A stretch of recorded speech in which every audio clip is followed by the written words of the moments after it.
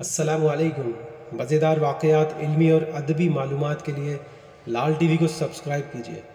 حسن بصری رحمۃ اللہ علیہ نے ایک جنازے میں شرکت کے بعد قبر کے پاس کھڑے ہوئے ایک آدمی سے پوچھا، تمہارا کیا خیال ہے، اگر یہ قبر والا شخص دوبارہ دنیا میں واپس آ جائے تو یہ شخص کیا کرنا پسند کرے گا؟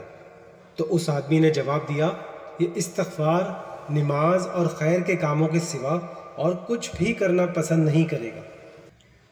تب حسن بصری رحمۃ اللہ علیہ نے فرمایا، فوت ہو جانے والا شخص تو یہ کام زندگی میں کر سکا یا نہیں کر سکا، مگر تم یہ کام ضرور کر لینا، بھولنا نہیں کہ یہ جنازہ اور قبر میں داخل ہونے والا وقت تم پر بھی ضرور آئے گا۔